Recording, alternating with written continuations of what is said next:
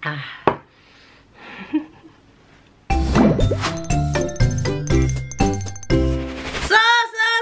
Hai guys. Hai guys, balik lagi bareng aku Eva Saragi, YouTuber ibu dan anak yang pakai cepat nampak sejagat raya. Asik, apa kabar kalian semuanya? Balik lagi bareng aku di sini, dan ini video yang mungkin kalau teman-teman yang udah ikutin di Instagram aku, videonya udah nggak lagi sesuatu yang baru. Tapi mungkin teman-teman yang nggak ikutin Instagram aku, mungkin ini video yang sangat wah. Tapi aku udah kasih teaser ya sih, maksudnya aku udah kirim, udah bikinin short, udah bikinin video singkat di beberapa bulan lalu. Aku share di YouTube aku juga. Kalau aku baru-baru ini basah coy. Kalau aku di bulan Agustus kemarin mengalami keguguran, aku mengalami kehamilan ektopik atau yang biasa disebut dengan kehamilan yang di luar janin. Jadi hamilnya itu bukan ada di dalam janin, tapi ada di saluran tuba sebelah kanan aku gitu ya. Kalau teman-teman udah ikutin aku sejak tahun 2015 ketika aku baru mulai hamil dan mulai nge-YouTube dan mau program hamil, banyak banget gitu kan ya drama-dramanya, dari aku hamil janin nggak berkembang, kemudian ektopik, kemudian juga akhirnya hamil Kela, harus suntik pengencer darah, semuanya kayaknya udah panjang banget perjalanan aku gitu kan. Kayak gue nggak expect gue membuat video seperti ini lagi, yang mana videonya gue mengalami keguguran. Dan kabar baiknya sekarang aku hamil lagi. Nih ya guys, aku hamil lagi, lihat deh, pregnant.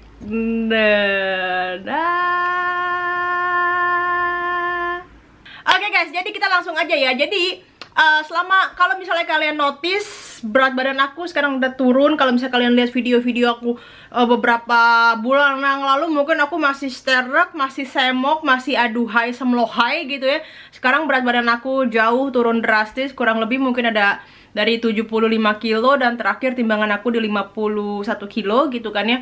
Berarti ada 24 kilo kurang lebih secara total gitu dari aku setelah melahirkan Kela sampai sekarang aku turun 24 kilo. Tapi ketika aku mau menurunkan berat badan itu di tahun lalu, aku mulai di angka 68, 69 dan berarti hampir 70. Sekarang di 51, let's say mungkin 19 kilo, 18 kilo lah ya aku turun berat badan. Karena pada saat itu aku tidak dokumentasikan dengan baik banget perjalanan aku turun berat badan, karena gue pikir gue bakal gagal lagi gitu turunin berat badan, percuma nih gue dokumentasikan. Tapi puji Tuhan ternyata berhasil, dan itu ada dalam kurang lebih 1 tahun aku turun berat badan. Aku gimana kak caranya turun berat badan, cek di video aku yang ini gitu, karena nanti aku masukin linknya. Ada beberapa video tips pertama dan tips kedua, semoga berguna buat teman-teman. Kemudian juga setelah itu turun berat badan, akhirnya mens aku teratur. Jadi di tahun lalu itu aku mens ada kali mungkin 6 bulan, 8 bulan, saking gak pedulinya dan udah keseringannya gue kayak bodo amat, gue gak nyatet kayak berapa lama gue gak mens gitu. Tapi hingga suatu hari akhirnya tiba saatnya gue mens juga, dan dalam 2 bulan gue mens 3 kali. Nah itu titik dimana akhirnya gue mau mencoba memperbaiki pola hidup gue supaya apa, hormon gue stabil. Dan kalau hormon gue stabil, mens gue tentunya lebih rutin dan lebih siklusnya setiap bulan ada gitu. Nah singkat cerita, dalam proses gue menurunkan berat badan dan segala macam, akhirnya mens gue lumayan teratur. Setiap bulan paling gak gue mengalami menstruasi 1 kali gitu kan ya. Kemudian paling ada maju mundur sedikit, tapi intinya mens ini lumayan sering datang gitu ya.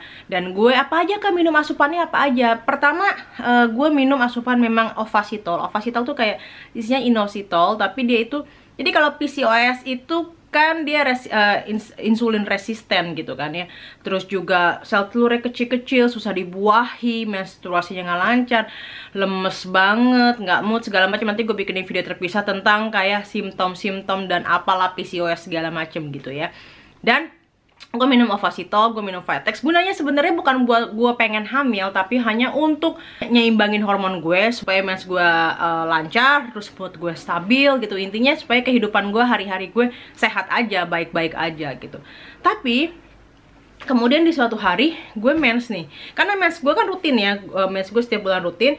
Suatu hari gue mens gitu, mensnya gue ngeflag lah ya, sorry. Di suatu hari gue ngeflag, oh gue bilang, gue pikir oh yaudah besok gue akan mens gitu. Tapi hari berikutnya kok nggak keluar darah lagi, sorry gitu ya. Hari berikutnya juga, tapi jarak seminggu akhirnya gue keluar mens gitu, lumayan jauh ya.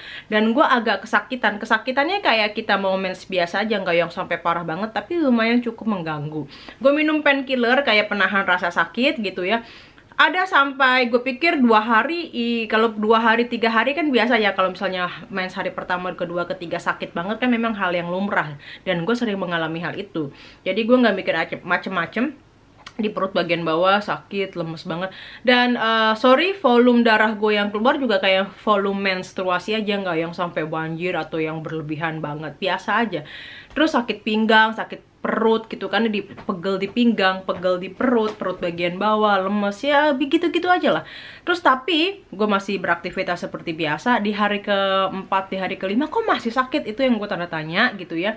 Terus sakit itu menjalar ke bagian paha, dan maaf ke bagian dubur loh, itu rasanya kayak ditarik. Itu langsung kayak tong, ingatan gue tuh kayak langsung, wah ini sakit yang rasanya dubur lo, anus lo ketarik, pantat lo kok, maaf ya, sorry, itu rasanya ketarik, terus paha lo tuh menjalar, nyeri gitu di bagian paha bagian depan di sebelah kanan gitu ya, kanan di bagian depan dan sebelah kanan gitu, pahanya nggak enak, kayak nyeri gitu ya.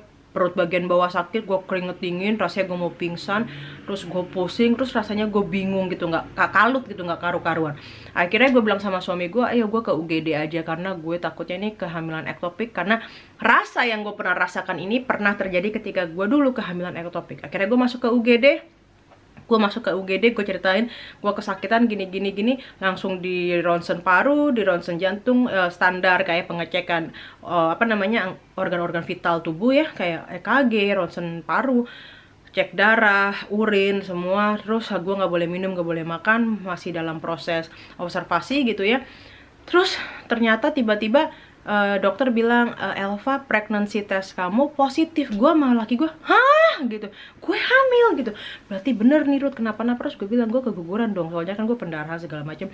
Terus dia bilang belum tahu, ada yang bisa diselamatkan, ada yang enggak. Kita tanya, lihat kata dokter ya, kita USG dulu. Nah setelah di USG perut sama USG transvaginal lewat vagina, dan dinyatakan kalau luka, jadi saluran tuba gue ini udah luka dan ada sedikit darah gitu ya. Jadi dia belum hancur, belum pecah, tapi udah ada sedikit pendarahan di situ. Jadi gue harus segera dioperasi. Dan gue nangisnya adalah gue shock karena gue bisa hamil positif tanpa ada treatment dokter. Karena sebelum-sebelumnya ketika gue mau hamil, ketika baru nikah mau hamil, dan setelah punya anak Kela, anak gue umurnya udah 5 tahun, gue nggak pernah KB sekalipun, dan nggak pernah yang namanya positif test pack hamil gitu. Ini tiba-tiba ketahuan hamil positif, tapi gue di UGD dan harus segera dioperasi gitu. Itu antara sedih, kaget, shock. Dan satu lagi masalahnya adalah saluran tuba gue tuh tinggal satu. Kalau saluran tuba gue ini diangkat, jadi kanan kiri gue udah nggak punya saluran tuba. Karena saluran tuba kiri gue udah diangkat sebelum gue punya hamil Kela gitu ya, udah punya hamil ektopik, gue udah diangkat lebih dahulu. Nah tinggal satu di sebelah kanan ini, kalau diangkat lagi gue nggak punya chance untuk bisa hamil secara alami lagi, karena dua-duanya kan diangkat gitu kan ya. Terus gue bilang sama dokternya ya, dokter gue tuh sangat-sangat humble dan vibe-nya sangat-sangat positif. Padahal dokter gue duduk di kursi roda gitu, tapi luar biasa, energinya positif banget. Dan ya udahlah gitu, gue bilang sama dokter, gue tuh anxiety, gue tuh orangnya gampang panik, gue punya gangguan kecemasan menyeluruh, gue takut banget. Dan satu sisi gue baru punya anak satu. Gue memang tidak berencana menambah anak secepat mungkin, karena gue secara mentally belum siap gitu kan dengan kondisi kesehatan mental gue. Dan wah pusing, karena punya anak itu suatu tanggung jawab yang besar. Karena waktu gue punya anak, gue pernah baby blues, postpartum depression. Kita benar-benar harus siap gitu secara mental untuk punya anak. Tanggung jawabnya besar gitu, bukan hanya pengen punya anak, nambah anak gue kasih adik segala macam, enggak gitu ya. Tapi akan jadi cerita yang berbeda ketika dua-duanya saluran tuba lo diangkat dan lo tidak punya chance untuk bisa hamil secara alami. Itu rasanya sedih, bergejolak gitu, walaupun memang secara saat itu gue tidak berencana mau punya anak dalam waktu dekat gitu. Terus akhirnya dokter bilang, we'll see ya Elva, we'll see. Kalau memang tuba kamu bisa diselamatkan, saya akan selamatkan. Tapi kalau pecah kita harus ambil, kita akan ambil. Nah singkat cerita berjalan, gue masuk ruang operasi, gue nangis, berdoa dulu sama suami gue. Akhirnya setelah dioperasi, suami gue tentunya nelfon ke bokap gue, ke keluarga gue segala macam, ngasih kabar. Bokap gue yang aduh kok begini lagi gitu kan ya. Karena bokap gue kayak tahu gue agak bermasalah dengan masalah keguguran, terus kehamilannya harus dikuret, terus operasi gitu kan ya, ngilu lah ya, menyeramkan tentunya. Selesai operasi, gue sadar, setelah sadar terus gue dikasih tahu kalau ternyata gue itu tuba kanannya nggak dipotong dan berhasil diselamatkan. Rasanya lega banget gitu ya, lega banget karena katanya gue nggak ngerti diapain sama dokter, katanya cuma di bagian ujung, jadi janinnya aja yang dikeluarin dan ya sedikit ada dibikin entah sesetan, entah potongan, pokoknya tuba gue bisa diselamatkan gitu ya. Nah kemudian setelah selesai dokternya bilang semuanya baik-baik aja, tapi di badan gue masih ada hormon kehamilan, jadi kita harus ada cek lab kayak seminggu kemudian memastikan hormon kehamilan gue drop gitu, nggak ada jaringan yang tertinggal di dalam rahim gue gitu, di dalam rahim, di dalam saluran tuba atau di dalam perut gue lah kasarnya gitu. Kemudian pemeriksaan terakhir gue lepas jahitan gitu segala macam, dokter bilang kapan kamu mau hamil lagi? Ya saya nggak tahu dok, kalau saya hamil ya hamil, enggak ya enggak, karena gue tidak memplankan, biarkan datang secara natural aja, dan gue PCOS gitu ya. Kata dokter ya udah, terus ketika kamu misalnya tes pack hamil, dan kalau misalnya kamu tahu kamu telah datang bulan, kamu harus buru-buru tes pack. Dan kalau kamu tes pack hamil, kamu langsung ke dokter, ke saya gitu, biar kita cek apakah janinnya di dalam rahim atau enggak. Karena tendensi ketika kalian sudah pernah hamil ektopik, hamil di luar kandungan, tendensi resiko untuk mengalami keberulangan hamil di luar kandungan itu meningkat. Tapi bukan berarti kalian tidak bisa hamil di dalam rahim, di dalam kandungan ya, bisa banget. Tapi resiko untuk hamil ektopik lagi itu cenderung meningkat itu ya. Bukannya gue nakut-nakutin, tapi faktanya seperti itu. Tapi bukannya kalian nggak bisa hamil di luar di rahim secara normal, itu bisa banget, karena gue juga udah mengalami hal itu ya. Pertama gue ektopik, kemudian hamil si Kela di dalam kandungan kok secara sempurna. Dan kemudian akhirnya dokter bilang oke. Karena 50 kata, kalau menurut dokter gue chance-nya 50-50, karena saluran tuba gue itu pertama cuma 1, dan kemarin ini baru luka, kasarnya baru ada operasi gitu, jadi saluran tuba gue belum healed, belum sembuh, masih ada luka-luka jaringannya, masih ada jaringan-jaringannya belum sempurna lah ya. Namanya baru operasi gitu ya, baru dibelek gitu ya. Jadi kalau kamu hamil lagi harus segera langsung ke dokter. Takutnya sperma dan sel telurnya itu nempel lagi di jaringan yang kemarin, karena jaringannya luka, jadi dia nggak mulus gitu ya, jadinya nempel lagi di situ. Jadi gue takut ngeri-ngeri sedep. Minum lagi ya, capek. Bumil ngos-ngosan. Oke guys, kemudian itu di bulan Agustus gue operasi. Kemudian pendarahannya lumayan banyak, kayak masa nifas kali ya. Jadi kayak gue masih kayak menstruasi terus banyak. Kemudian di bulan Oktober adalah mens pertama gue. Di bulan Oktober tanggal 4 adalah mens pertama gue. Siklus mens pertama gue setelah gue operasi kehamilan ektopik itu ya. Gue di laparoskopi. Kemudian di akhir bulan Oktober dan di awal bulan November gue ngerasain perut gue tuh kayak begah, kayak mau nggak bisa tapi kayak angin ada ketrap di perut gue, gelisah, uring-uringan segala macam. Terus gue tes pack dong, karena saking parnonya, gue nggak tahu ini saking parnonya atau gimana, tapi gue tes pack negatif sampai tanggal 4 November gue tes pack itu masih negatif. Nanti gue masukin di layar ya bukti gue tes pack gitu ya, itu masih negatif. Terus di tanggal 23 November kalau gua nggak salah, gue itu di mimpi gue itu gue tes pack tapi garisnya 2. Terus besokan gue cerita sama suami gue bilang, ya udahlah kalau misalnya hamil ya jalanin aja, kamu nggak usah pesimis, nggak usah takut, kamu jalanin ini sebagai suatu journey baru kehidupan lo hamil anak kedua kayak biasa gitu. Terus Ruth, tes pack gue mana ya? Gue punya tes pack satu lagi belum gue pakai gitu ya. Terus di bawah gue cari udah sambil sikat gigi, karena gue mau beraktivitas, mau pergi juga sambil sikat gigi.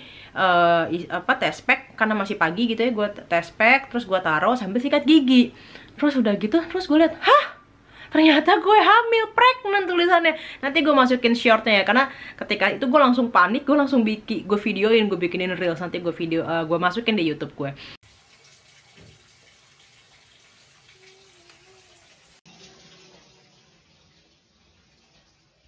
Papi, coba nih Pi, ini gimana garisnya Pi? Tolong Pi lihat Pi.